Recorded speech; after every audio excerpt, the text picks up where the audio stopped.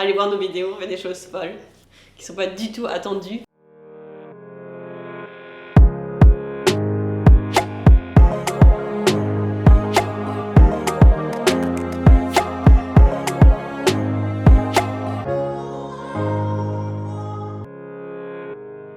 Bonjour les amis de Vivre l'Impossible. Donc aujourd'hui on vous fait une vidéo où on va vous expliquer comment on s'est rencontré avec Kevin. Comment on a commencé l'aventure? Voilà, c'est ça, tout à fait. À partir de quoi on a décidé de monter un projet, quelle était l'idée à la base et quel est le but maintenant de notre projet, de cette chaîne YouTube. C'est parti. Allez, vas-y Kevin, tu veux Comment nous ça a expliquer? démarré? On cherchait un nouveau colocataire. C'est Aurélie qui a répondu la première à une annonce.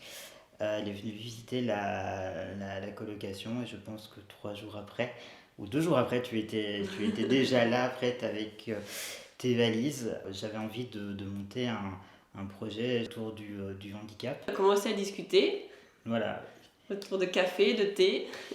beaucoup, voilà, c'est ça. La première démarche a été, je crois qu'on s'est dit on va boire un thé. Et on était tous les deux là à 13h le lendemain pour boire un thé en ville. Et j'ai un peu commencé à expliquer un peu ma vie autour du handicap, autour de ce que j'avais envie de faire.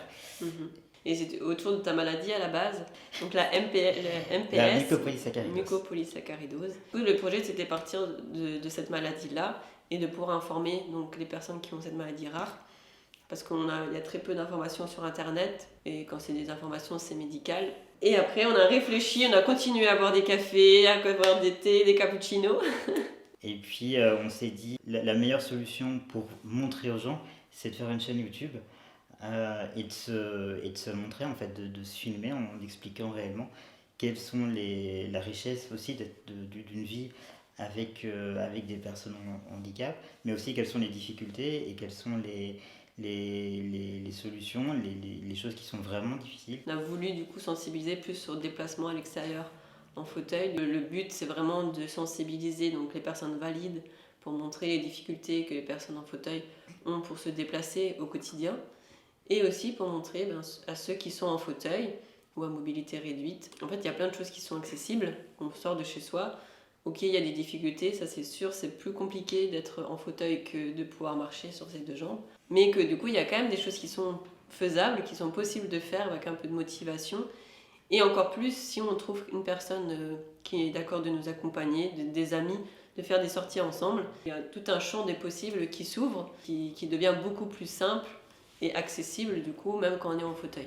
C'est vraiment les deux visions, de la personne qui a un handicap et la personne qui accompagne, la richesse des deux.